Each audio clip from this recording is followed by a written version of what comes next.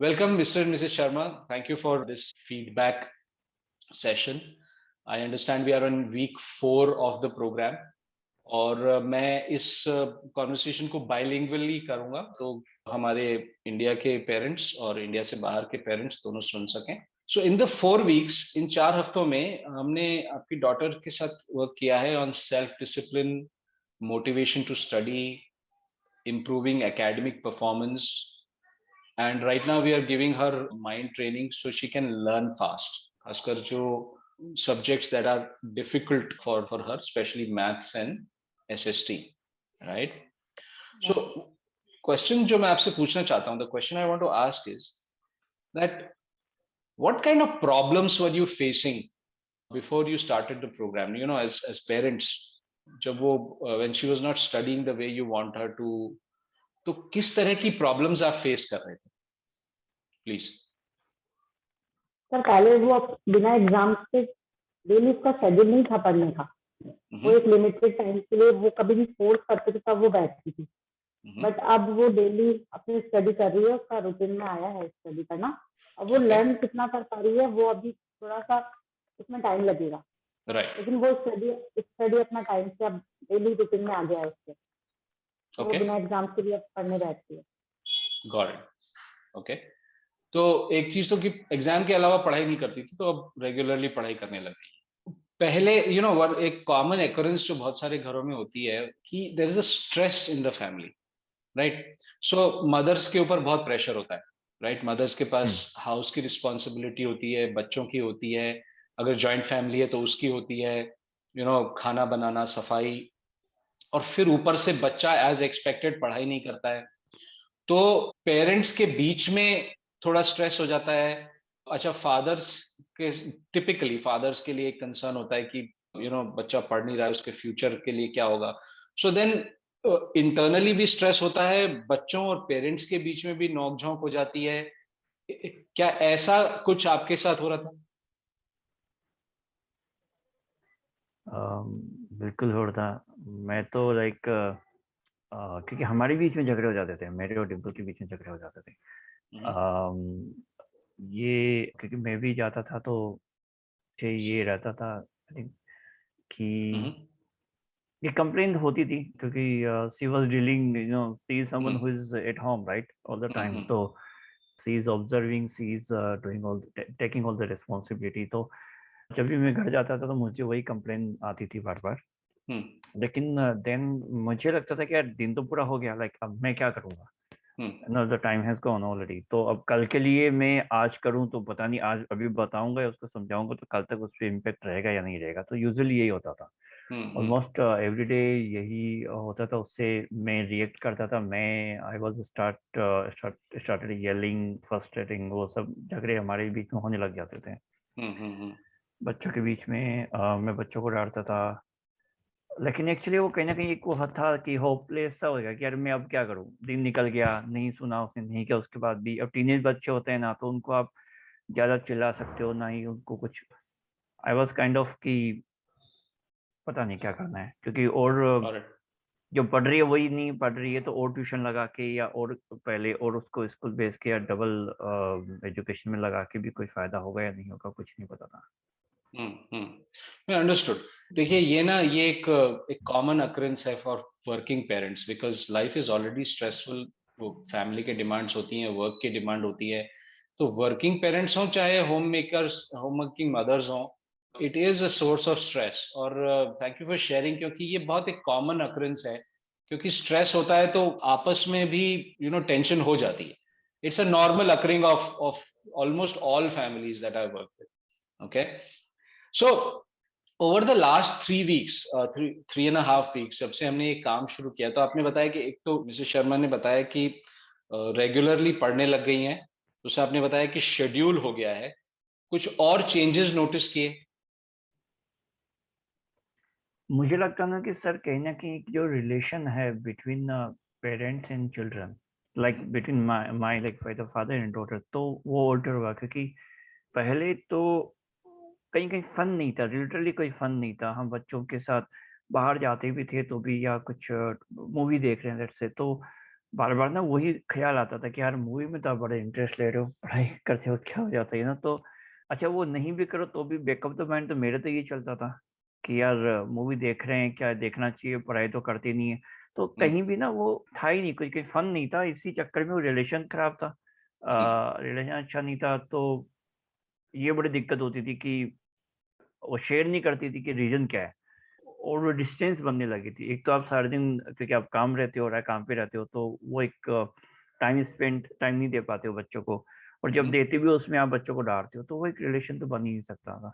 तो ये बड़ा होता था अफसोस। तो इसमें एरिया में इम्प्रूवमेंट आ गया। जी। Alright, got it. तो एक बात बताइए डिम्पल, आपको आवाज आ रही? हाँ, मैं एक बार अनम्यूट करेंगे आप? एक सेकेंड। हाँ, थोड़ा कनेक्शन प्रॉब्लम चल रहा था आई थिंक। राइट।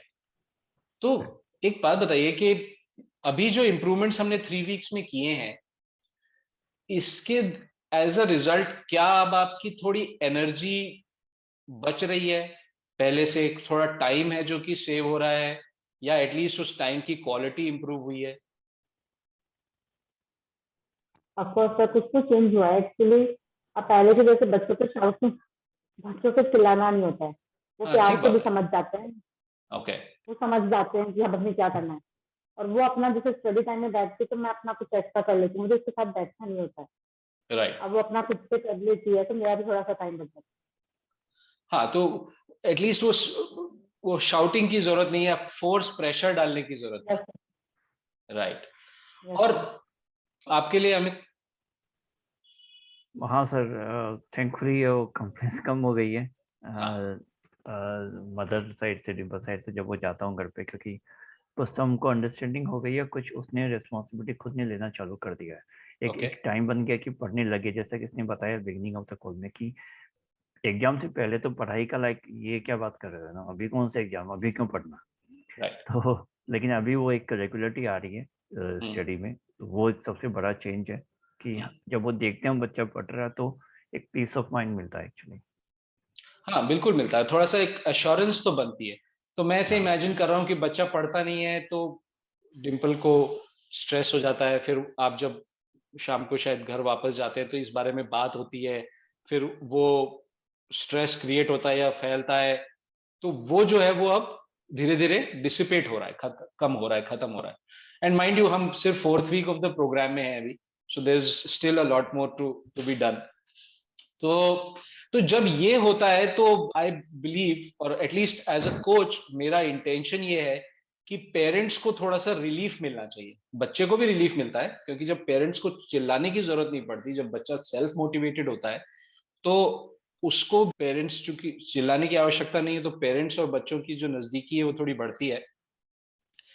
तो और यस आप सर। भी जब आप घर जाते हैं अमित, तो आपके लिए भी थोड़ा पीसफुल एनवायरनमेंट होता है, बिकॉज वो स्ट्रेस घर पे है नहीं जो कि पहले था। इज हाँ दैट सर, बी करेक्ट? बिल्कुल बिल्कुल होता है ऐसा। और जब एक्चुअली हमने देखा, क्योंकि हम बात करते हैं ना दोनों, कि जब आप फ्रस्ट्रेट होते हो, चिल्लाते हो, तो एक्चुअली एनवायरनमेंट तो खराब होता है, वो खुद पे भी फर्क पड़ता है, राइट। बिल्कुल आई पड़ता है। Remember I used to take almost everyday headache की पिल्स, क्योंकि वो अच्छा। होता था वो।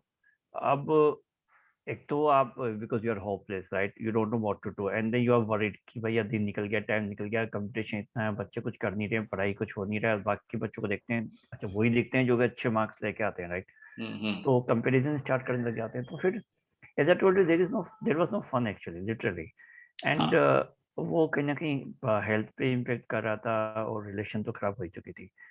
तो लाइक आई रिमेम्बर अभी भी वो बोलते हैं ना कि डैडी जो चिल्लाते रहते हैं सारा दिन। तो हाँ। अच्छा वो जो है वंशिका, माय डॉटर, तो वो अब उसको भी बताती है, जो मेरा सन है 4 years old, कि चिल्लाने वाले डैडी है ना, तो डैडी से चिल्लाएंगे, तो एक्चुअली वो आइडेंटिटी ना वो आगे तक जा रही है। तो मुझे खुद को लगता है हाँ। यार, मैंने देन आई शेयर कि भैया मैं क्यों कर रहा हूँ ये, मुझे कोई मजा हाँ। नहीं आता चिल्लाने, लेकिन वो समझ नहीं थी ना, तो समझाने की ना उनको समझने की। राइट। एंड यू नो, बच्चे बच्चे वैसे तो बड़े हो रहे हैं, बट दे डोंट नो कि पेरेंट्स अगर चिल्ला रहे हैं या स्ट्रेस्ड है तो पेरेंट्स की लाइफ में क्या क्या चल रहा है। That's a common misunderstanding between parents and children, क्योंकि बच्चों को पता नहीं है मदर, जैसे मदर है या फादर, उन पे कितने स्ट्रेसेस हैं। और ये स्ट्रेसेस तो वो हैं जो कि बाहर से आए हुए हैं। एक आदमी की खुद की भी इच्छा होती है, एक इंसान की खुद की भी इच्छा होती है, मुझे लाइफ में ये करना है, करियर में करना है, या अपने इंटरेस्ट को हॉबीज करनी है। वो तो पिक्चर में ही नहीं आते हैं for most parents. Right, right, no great, thank you for sharing that. तो एक बात बताइए डिम्पल, खासकर आपके लिए, कि इस प्रोग्राम को इम्प्लीमेंट करवाना आपके लिए कितना आसान या मुश्किल था? तो हम लोग कुछ डेली ट्रेनिंग्स करते हैं, कुछ शेड्यूल में चेंजेस करते हैं जो कि मिनिमल रखते हैं हम, क्योंकि हम नहीं चाहते कि पेरेंट्स के ऊपर कोई भी एक्स्ट्रा काम या मिनिमम एक्स्ट्रा वर्क या एक्स्ट्रा एक्सपेंडिचर आना चाहिए। तो आपके लिए कितना आसान या मुश्किल था अभी तक इस प्रोग्राम को इम्प्लीमेंट करना? मेरे लिए ज्यादा प्रॉब्लम नहीं हुई है एक्चुअली। आप किससे बात करते हैं तो वो आपकी बात को भी अच्छे से समझती है। आप उसे वीक में 1 या 2 टाइम्स कॉल कर लेते हैं, तो उसको लगता है कि उसको कुछ समझ में बैठता है। तो मुझे इतना ज्यादा उसको फोर्स या प्रेशराइज करने की जरूरत नहीं पड़ती है, तो वो खुद से कर लेती है। टाइम टू टाइम उसको ये भी लगता है कि सर से जब कॉल जब बात होगी तो मैं उनको क्या रिप्लाई करूंगी। तो जैसे डेली उसको लिसनिंग करनी होती है तो वो अपना टाइम से करती है, क्योंकि उसको पता है कि मुझे कभी लेट नाइट भी हो जाता है तो भी वो लिसनिंग करके ही सोती है। तो मुझे ज्यादा प्रॉब्लम नहीं, बस उसे कहना पड़ता है एक बार तो वो कर लेती है। I get that. और देखिए अल्टीमेटली हम बच्चे को फियर बेस्ड मोटिवेशन की बजाय एक्चुअल मोटिवेशन पे लाना चाहते हैं, वो जो कि मेरा इंटेंशन है उसके साथ होगा। मेरा लास्ट क्वेश्चन आपके साथ ये है कि अगर हम इन्हीं इंप्रूवमेंट्स को बिल्ड करते रहें, वो अपने आप पढ़ने लग जाए, उसको समझ में आने लग जाए, याद होने लग जाए, वो क्वेश्चंस पूछने लग जाए अपनी क्लास में, और शेड्यूल को फॉलो करे, और जैसा हमारा कॉन्वर्सेशन हुआ, थोड़ा थोड़ा रिस्पॉन्सिबिलिटी खुद के रूटीन के लिए लेने लगे, और ये रेगुलरली होता रहे, तो डिम्पल आपको क्या लगता है, रमित आपको क्या लगता है, क्या पॉसिबल होगा आपकी डॉटर के लिए? फ्यूचर में कैसा रहेगा उसके लिए? तो उसके करियर के लिए भी अच्छा है, उसका स्टडी मतलब उसके लिए भी अच्छा है कि वो अच्छे मार्क्स मिलेंगे, क्लास में टॉप हो जाएगी, और जैसे उसका कॉन्फिडेंस लेवल बढ़ेगा। और फिर जब कॉन्फिडेंस अच्छा होगा ना, मार्क्स अच्छे लेगी, उससे अच्छे मार्क्स आएंगे तो वो नेचुरल करियर में भी कुछ कर लेगी। तो उसको लेके भी हमें ज्यादा नहीं। और क्या आप अपने बच्चे के नंबर्स और लोगों को शान से बता पाएंगे? लाइक एज अ पेरेंट एक प्राइड भी चाहिए होता है, क्या क्या वो आपके लिए पॉसिबल होगा? राइट, बिकॉज कई पेरेंट्स के लिए कि, हाँ जी बताइए। बोलिए। हाँ, कई अच्छा पेरेंट्स लगेगा के लिए, प्राउड। फिर अपन वापस एक साथ बोलने लगे, अब पहले आपको बोलना है। हाँ जी।